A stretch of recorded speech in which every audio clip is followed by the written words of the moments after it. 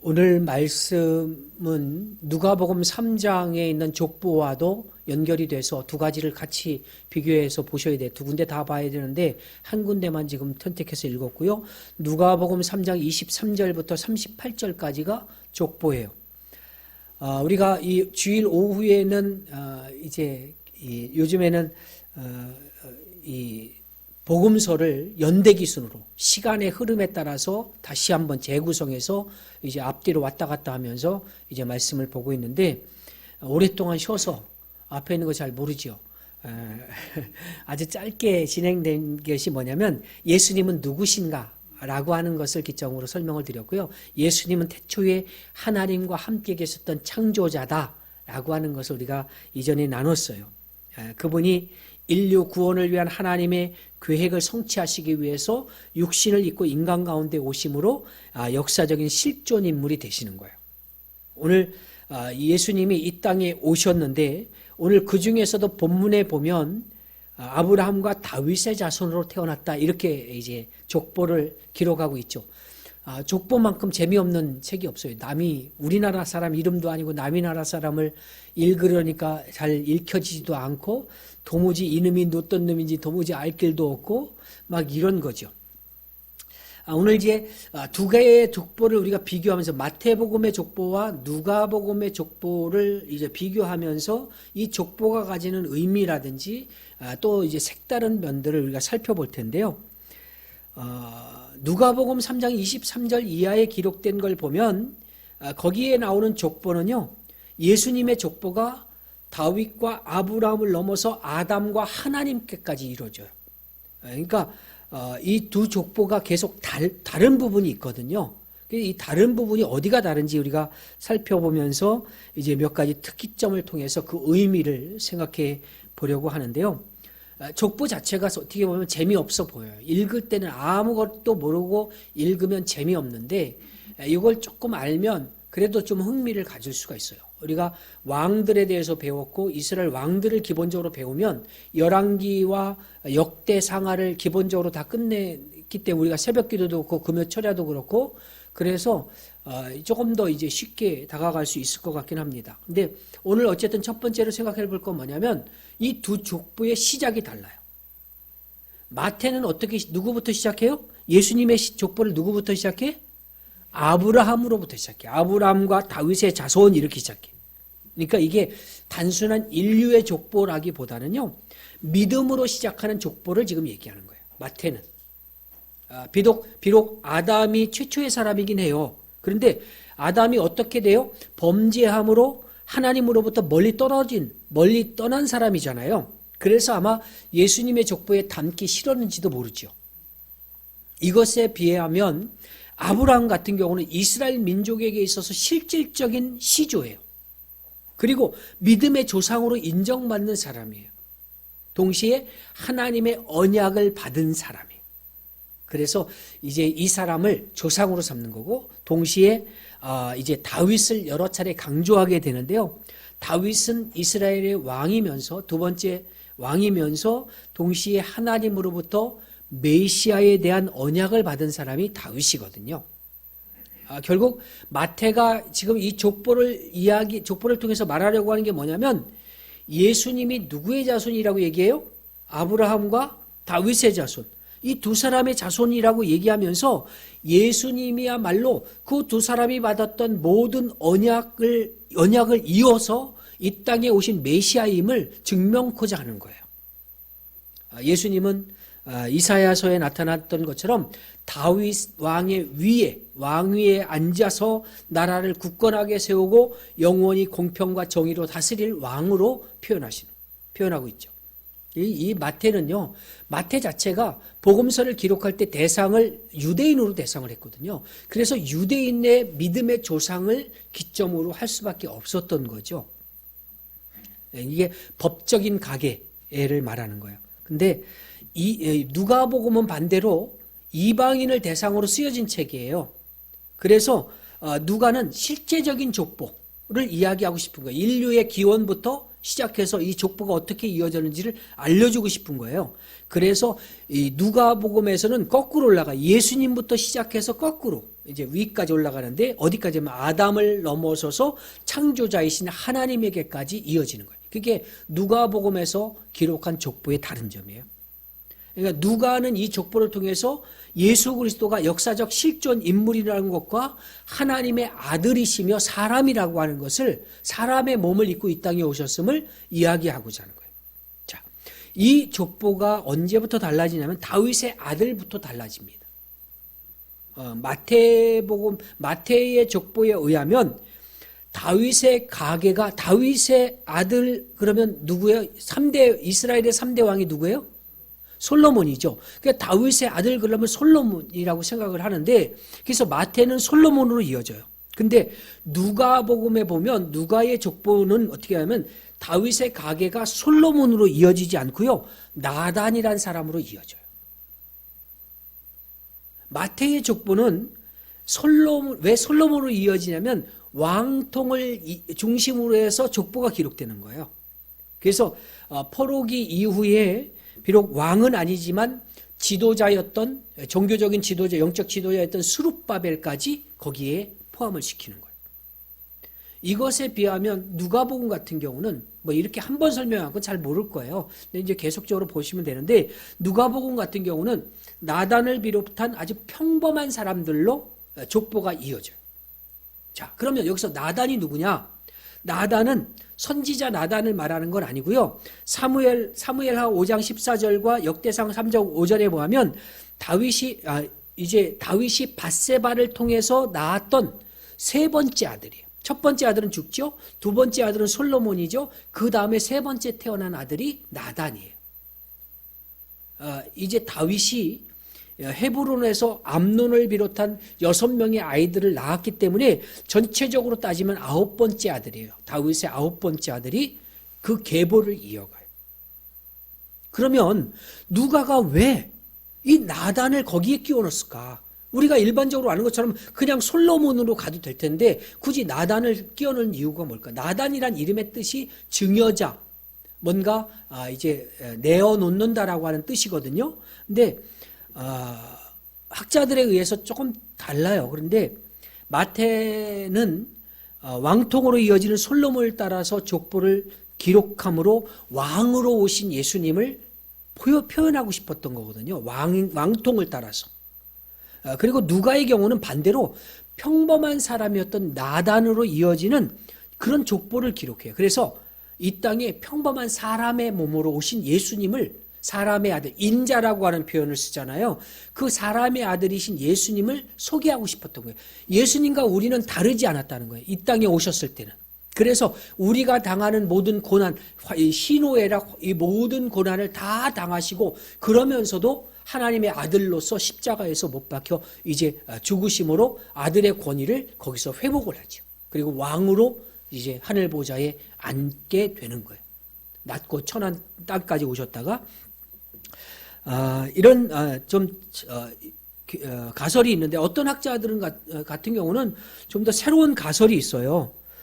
마태의 족보는 다윗의 왕통을 이은 요셉, 그러니까 예수님의 육신의 아버지가 요셉이잖아요. 요셉에게로 이어지고요. 누가의 계보는 다윗의 혈통을 이은 마리아, 육신의 어머니였던 마리아의 계보를 잇는다는 거예요. 이게 학자들의 얘기예요. 그래서 마태의 족보는 다윗 왕통을 이어가지만 이제 여고냐라고 하는 사람이 중간에 자식이 없어요. 무자해요. 그래서 양자를 드림으로 순수한 혈통이 끊어졌다고 주장을 하는 거예요. 그거에 비해서 누가의 족보는 다윗의 혈통을 잊지 못해 왕통은 잊지 못하는데 순수한 혈통은 계속 이어져 왔다, 이렇게 소개를 해요. 누가의 족보에 나오는 누가의 족보, 나중에 이제 한번 보세요. 누가복음 3장을 보시는데 누가의 족보에는 요셉의 아버지가 헬리라고 하는 사람이 나와요. 근데 헬리는 요셉의 아버지가 아니라 마리아의 아버지다, 이렇게 성서학자들은 얘기하거든요. 족보의 연결고리로 어머니를 기록할 수 없어서 요셉의 아버지로 이렇게 등장을 한다라고 하는 거죠. 결국 이런 어떤 학자들에 의하면 예수님께서 마리아, 어머니인 마리아를 통해서는 다윗의 순수한 혈통을 계속 이어받은 것이고, 또 육신의 아버지인 요셉을 통해서는 다윗의 왕통을 이어받은 거예요. 그러니까 이제 혈통과 왕통이 동시에 이어진 것을 서로 다른 시각으로 표현을 하는 거예요. 루터를 비롯한 많은 이제 학자들이, 그 다음에 성직자들이 이런 어떤 이론을 지지하는데요. 물론 반대 의견도 굉장히 많아요. 다 이게 꼭 맞다 이렇게 말할 수는 없어요. 뭐 전승에 의하면 야곱과 헬리, 그러니까 이 요셉의, 예수님의 어머니 아버지의 부모, 그러니까 할아버지 뻘이죠. 야곱과 헬리는 맏단의 두 아들입니다. 그런데 야곱은 마리아를, 그리고 헬리는 요셉을 낳아서 두 집안이 결혼을 하는 거예요. 그래서 요셉이 야곱의 법적 아들이 되는 거예요. 그래 이런 뭐 어떤 학설들이, 가설들이 아주 다양하게 나와요. 어떤 게 맞다? 이렇게 말하기는 좀 어렵고요. 어쨌든 이 두 족보를 통해서 이야기하는 게 뭐냐면 예수님은 실존 인물이라고 하는 거예요. 이게 마태와 누가가 족보를 기록한 이유예요. 오늘 그 주님이 저와 여러분과 함께 하시는 거죠. 자, 이제 족보를 좀 더 깊이 들어가려고 하는데, 이 족보에는 나름대로 누락된 부분이 있어요. 좀 이제 삭제된 부분이. 마태의 족보에 특별히 누락된 부분이 굉장히 많은데요. 예를 들어서 8절 같은 경우, 여기 보니까 아사의 아들이 누구라고 되어 있어요? 여호사밧이라고 되어 있죠. 근데 이 아사의 아들 여호사밧이 누구를 낳아요? 요람을 낳아. 요람은 누구를 낳아요? 우시야를 낳았다 그랬어요. 그런데 이게 역대상으로 가면, 역대서는 포로기에 있었던 이스라엘 백성들에게 우리가 다윗의 혈통을 잇고 있어서 하나님께서 우리 민족을 버리지 않을 거라고는 희망을 주고 싶어서 역사를 좋은 왕들을 중심으로 해서 이제 기록을 해놔서 그들에게 희망을 주고 소망을 주기 위해서 기록된 책이거든요. 에스라가 이제 만드는 거예요. 그들을 훈련시키기 위해서. 이제 그래서 이 굉장히 중요한 부분인데, 이 역대서에 보면, 역대상 3장 11절 12절에 보면 요람과 우시야 사이에 아하시야, 요아스, 아마샤 이 세 사람이 있는데, 이 세 사람이 오늘 마태의 족보에는 빠져 있어요. 그냥 건너뛴 거죠. 이게 실수일 수는 없지요. 뭐 학자들마다 다 달라요. 이게 14대씩 끊다 보니까 공교롭게도 이 사람을 뺄 수밖에 없었다 이렇게 말하는 경우도 있지만, 대체적으로 긍정하고 저도 긍정하는 부분은 뭐냐면, 이 세 사람이 누구랑 관계가 되냐면 아합과 이세벨과 관계된 사람이에요. 아주 가장 악한 사람, 하나님 앞에 정말 죄악된 사람인 아합과 이세벨과 관계된 사람이기 때문에 족보에서 빼버렸다는 거예요. 이게 많은 사람들이 이제 긍정적으로 보는 부분인데요. 첫 번째 아하시야라고 하는 사람은 아달랴라고 하는 사람이 누구였냐면 아합과 이세벨의 딸이거든요. 근데 이 아달랴의 아들이에요. 그래서 아합의 집의 사위로 이제 불려지죠. 그리고 요아스 같은 경우는 아달랴, 그러니까 아합과 이세벨의 딸의 손자예요. 딸의 손자인데, 아달랴의 반란 때에 다 형제들이 죽어요. 아달랴가 할머니가 욕심이 많아서, 제가 한번 금요일이나 이런 때 설교했을 거예요. 할머니가 욕심이 많아서 자기 손주들을 다 죽여요. 아들이 죽어서 왕위가 없어지니까 다 죽여서, 왕족을 다 죽여서 자기가 왕이 되고자 해요. 그런데 그 와중에 한 명이 살아남아요. 이 성전에서 숨겨서 키우죠. 이제 그런데 이 요아스가 그렇게 살아났지만 나중에 여호야다라고 하는 제사장에 의해서 잘 살림을 받았지만, 여호야다가 자기를 살려주고 키워줬던 그분이 죽자마자 말씀으로 자기를 꾸짖는 이제 그의 아들을 죽여요. 악한 왕이 되죠. 그리고 이제 마지막 아마샤라고 하는 경우인데, 이 사람은 좀 아달랴 그러니까 아합과 이세벨과는 좀 거리가 있어요. 근데 이 사람은 어떤 사람이면 에돔의 우상들을 자기의 신으로 세워요. 그리고 이제 그 앞에 경배하고 분향해요. 결국 나중에 자객에 의해서 죽임을 당해요. 이 세 명이 모두 다 아합과 이세벨과 관련이 있다고 말할 수는 없지만, 그러나 그 영향력 자체는 무시할 수 없는 사람들이거든요. 그래서 족보에 누락된 거예요. 생명책에서 사라진 거예요. 여러분, 이게 우리가 어떤 길에서 경계거든요. 우리가 서는 이 하나님이 원하시는 선한 길, 좁은 길은요, 우리는 늘 경계에 서 있는 거예요. 경계에 서 있다는 건 뭐냐면 외줄타기 하는 거랑 똑같아요. 몸을 균형을 못 잡아서 한 발만 잘못 떼지면 하나님이 악하다고 평가한 그 자리에 서 있게 되는 것이고, 한쪽으로 하나님이 원하시는 그 선한 쪽에 설 수도 있는 거예요. 그 경계에 서서 우리는 쭉 가는 건데, 우리의 걸음이 언제나 하나님이 기뻐하실 만한 그 자리에 있도록 하는 거예요. 그러니까 사람에게 뭔가 보이기 위해서가 아니라, 사람에게 뭔가 나를 해결하고 해독하기 위해서 하는 게 아니라, 이제 하나님 앞에서 선하게 그렇게 행동하자는 거죠. 저 사람은 나에게 제가 그런 말씀 드렸잖아요. 부목사로 있다가 나오면서 전사님 한 분이 막 내가 너무 화가 나 있는 걸 아시고, 목사님만이라도 하나님 앞에 선하게 하십시오 라고 하는 말이 내 가슴을 확 하나님의 음성으로 들리더라고. 그래서 반응을 그렇게 크게 하지 않은 거예요. 싸우거나 이렇게 서로 악하게 하다 보면 할 수도 있었는데, 그게 하나님의 음성으로 저한테 들렸거든요. 우리가 언제나 이렇게 하나님의 말씀 앞에 나를 세우는 게 굉장히 중요해요. 족보의 생명책에서 우리가 누락되지 않도록 언제나 하나님이 기뻐하실 만한 자리에 서야 돼. 이거는 믿음의 경주예요. 그래서 끝까지 우리의 이 삶은 포기하면 안 돼요. 자, 근데 이 족보에 또 하나는 뭐냐면 하나님의 열심이 묻어 있어. 다윗의 혈통과 왕통을 존속시키기 위해서 이 안에 보면 하나님이 막 일하시는 게 여기 나타나요. 자, 그 예로 마태복음 1장 11절에 볼까요? 1절, 11절. 마태복음 1장 11절 같이 한번 읽어볼게요. 시작.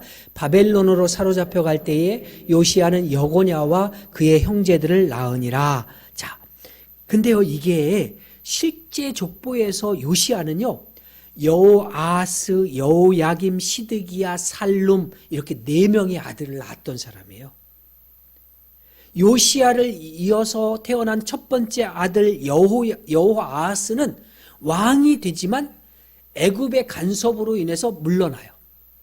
애굽이 입김을 불러넣어서 걔 왕에서 쫓아내. 그래서 왕에서 떨어지는 거야. 그리고 둘째 아들 여호야김이 대신 왕이 되는데, 이후에 여호야김의 아들 여호야긴, 그래서 여고냐라고 하는 사람이 왕위에 다시 물려봤는데 바벨론으로 끌려가고, 대신 요시야의 셋째 아들 시드기야가 왕이 돼요. 복잡해요. 손자로 넘어갔다가 다시 막내 아들로 왕이 바뀌고 막 이런 과정이라서 조금은 이제 족보가 복잡한데, 결국 마지막 시드기야 같은 경우는 이제 근데 바벨론이 침공했을 때 죽임을 당하고요. 유다가 멸망을 합니다. 근데 이미 오래전에 바벨론으로 끌려갔던 여고냐 같은 사람은 끌려간 지 37년 만에 감옥에서 풀려나서 이제 그 위치가 복원이 돼요. 복귀가 돼요. 이 마태복음에서 나오는 족보에 의하면요, 여고냐를 통해서 다윗의 계보가 이어지는 거예요. 그러니까 이게 굉장히 은혜지요. 하나님이 그를 살리시는 거예요. 어디로? 바벨론의 포로로 끌려갈 때까지만 해도 하나님 너무하신다. 아니 어떻게 이럴 수가 있을까? 그랬는데 그 사람을 살리기 위해서 그를 바벨론으로 끌려가셨던 거예요. 끌고 가신 거예요. 이게 하나님의 일하심이라는 거죠. 우리는 당시에는 이해할 수 없어요. 지금은 내가 원망할 수 있어요. 내가 지금 하나님을 향해서 막 쏟아놓는 것들이 많을 수 있는데, 나중에 되돌아보면 나에게 언제나 하나님은 선한 계획을 갖고 계셨음을 나중에 보게 되는 거예요. 하나님은 늘 그런 분이에요. 이후에도 하나님의 은혜의 섭리가 계속돼서요, 다윗의 혈통의 남은 자들을 계속 이어가게 하십니다. 예레미야 20장 30절에 보면 여고냐 역시 무자했다 그랬어요. 아들이 자녀가 없어요. 그래서 누가복음 족보에 보면 네리의 친아들 스알디엘 양자로 삼아서 다윗의 이제 족보를 이어가게 하는 거예요. 근데 이런 모든 과정들이 하나님의 은혜인데 여기서 뭐 제가 사람의 이름 막 얘기해봐도 지금 정신 하나도 없죠.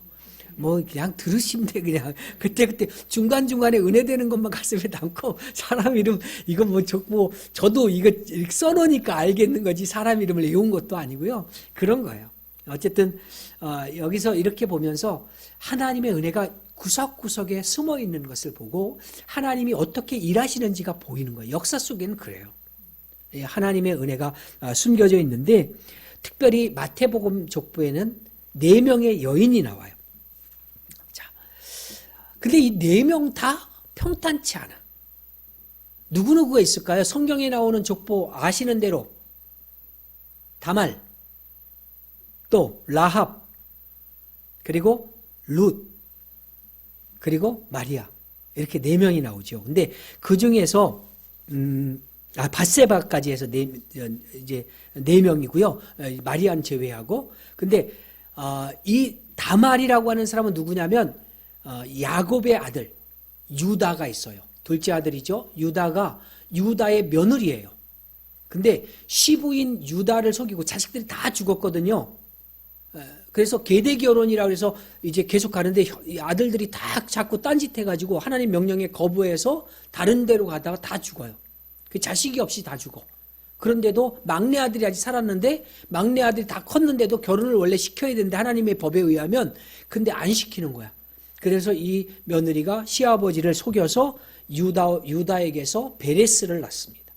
또 정말 이게 개차반이죠. 이게 그래서 유교 집안이나 뭐 이렇게 보면 이 족보를 보면서 성경책 집어 던지는 이유가 그런 거예요.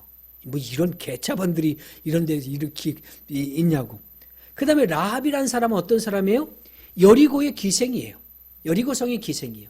그러다가 이스라엘의 정탐꾼들이 왔을 때 숨겨준 그거로 기회가 돼서 나중에 살몬과 결혼해서 보아스를 낳아요.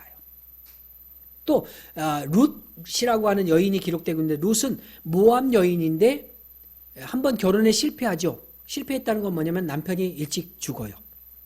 그러면서 시어머니를 떠나지 않고 끝까지 모셔요. 그러니까 효부지요.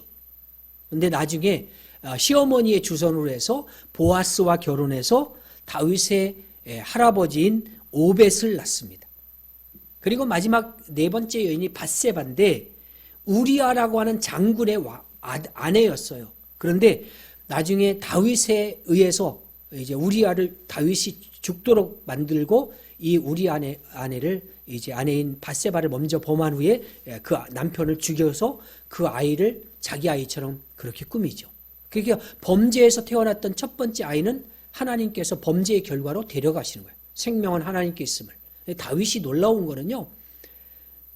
그 아이가 살았어. 막 아파요. 며칠 내로 죽을 것 같아요.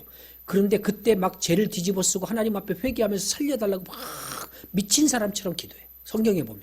그런데 딱 죽었다는 소식이 밖에서 막 들려오니까 보고를 받은 것도 아니고 들려오니까 이 사람이 바로 목욕하고 새로운 옷 입고 밥을 먹어요.